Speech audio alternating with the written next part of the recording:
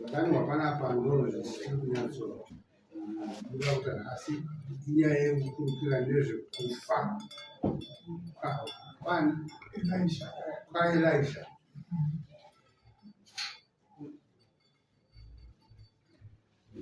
Kuita riko payakapinda zvemukauita riko akazoimba pakaita makakata mwandi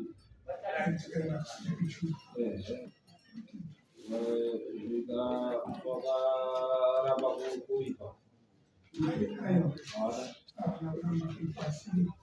mutombo wakataurwa semuchui wamakauya sekutaura naye nezvanani vakambataurwa akazvinombe 24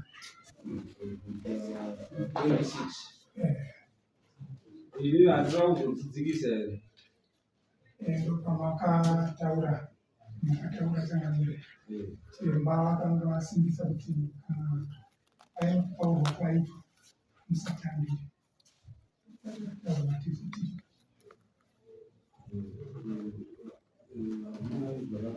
mambo ndiyo vanotonga vanoona ngozi tinoitaurira kutambira mari yakati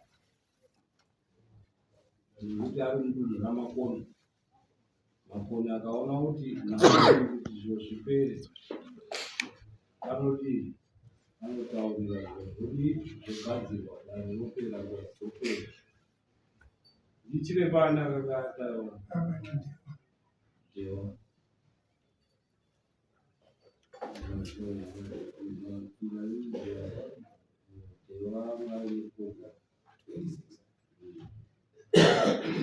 right chiuyai kuti munoda kupoperwa handiti kuti mubhadhara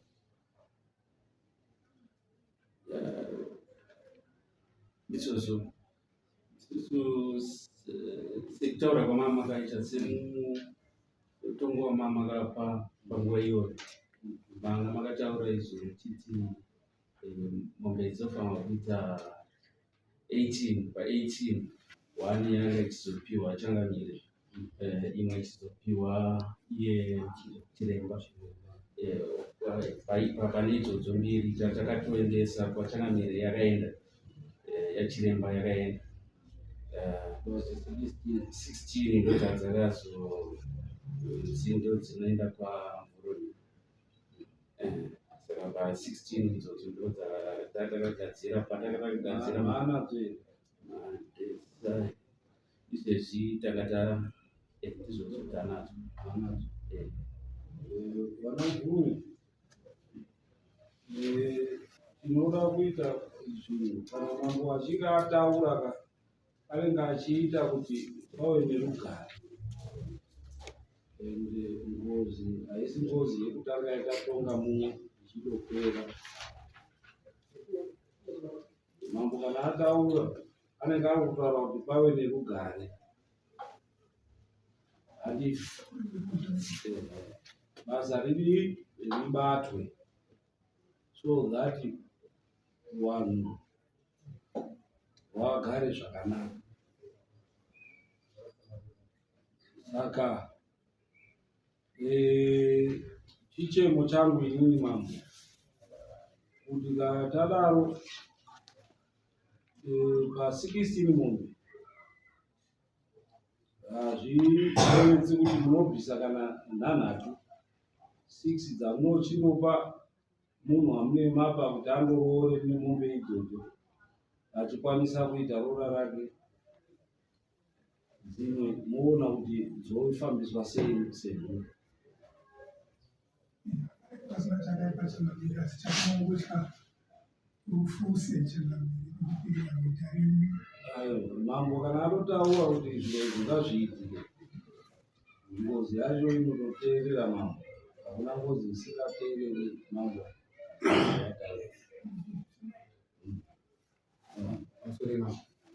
Handizivi kuti chiremba patakatutsirwa vakanongedzera inini wakati ukadzivisa mombe idzodzo kuti pa26 zvichaunedza iwe ndiyo manin'ina wacho iwo ndochalidzwa izvi hakuna chisingaziwa muchangamiro ndosaka muchiona masabhuku madzishe madzimambo kare zvezvinofa uchiita vanhu vavanzi kana parufo vanotarira kumakuva mambo anotonga wakafa ende wakafa ndo wakatowanda pane wapenyu nekuti izvozvo nhasi bedzi nyaya dzengozi yaihp sundonaitisunda saka when get spirit mambo anotonzikwa nengozi teerera kuti iwe uda mombe dzakati inini sama wanhu wangu bvisa mombe dzakati wachitarira ngozi saka inini mukutaura inini kuti chiremba akanditi ukabvuma iwo imimi kana paine chakunetsai muna kuna mambo ndimi makati ndanzwa mambo muchiti mimi muzimeudza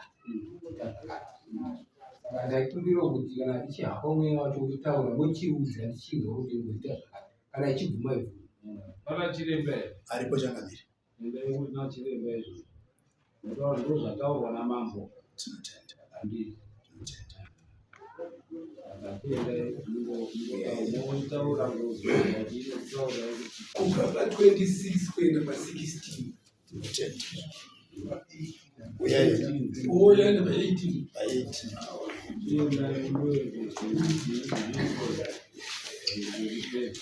urewanira matikinyise ndovana mvume namatikinyise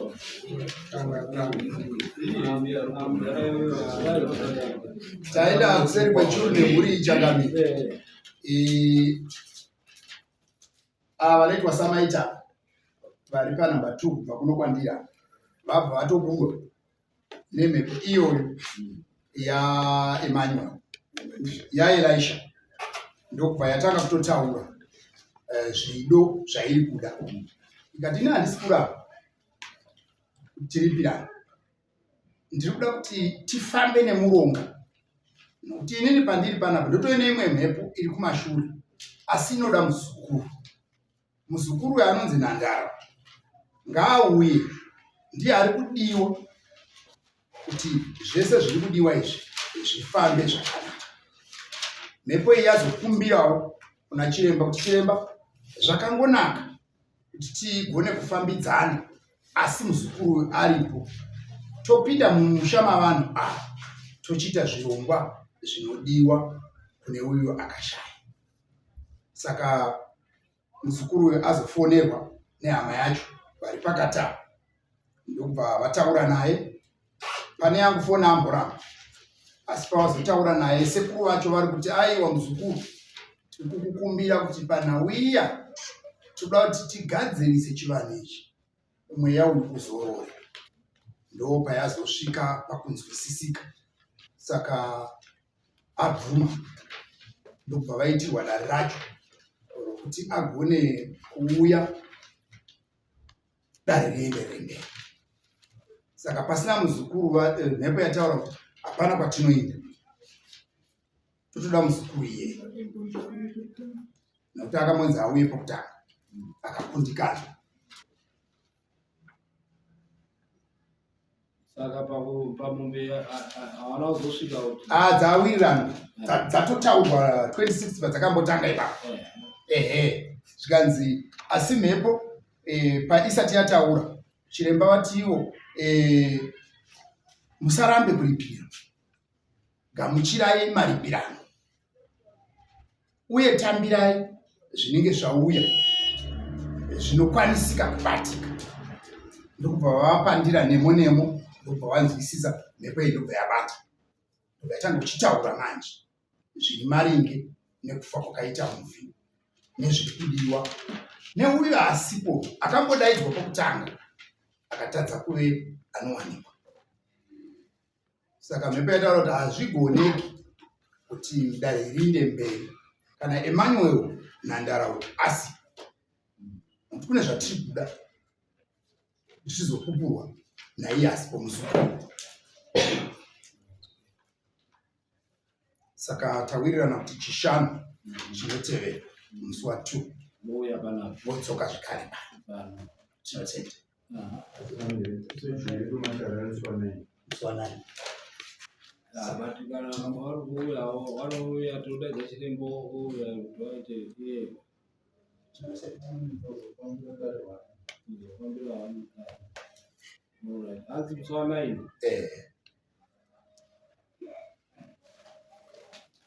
Manzwa here? tinotenda Mouya musi wa9. Halo?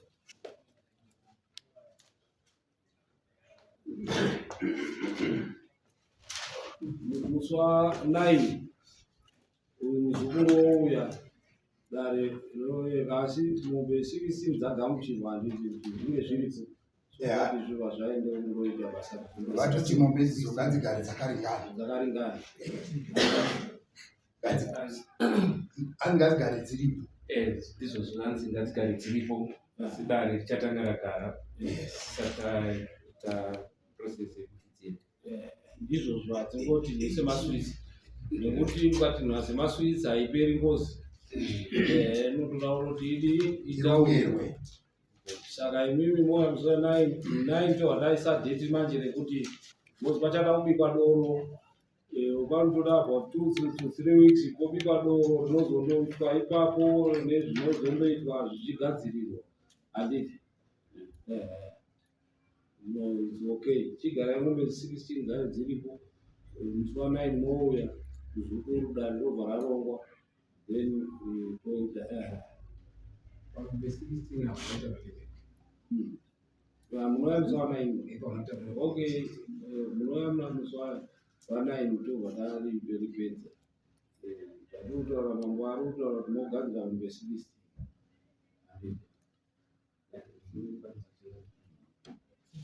kuenda 18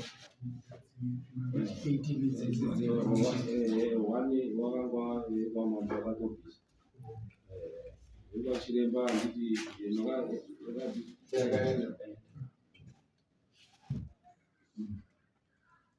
okay toonana musi wa9.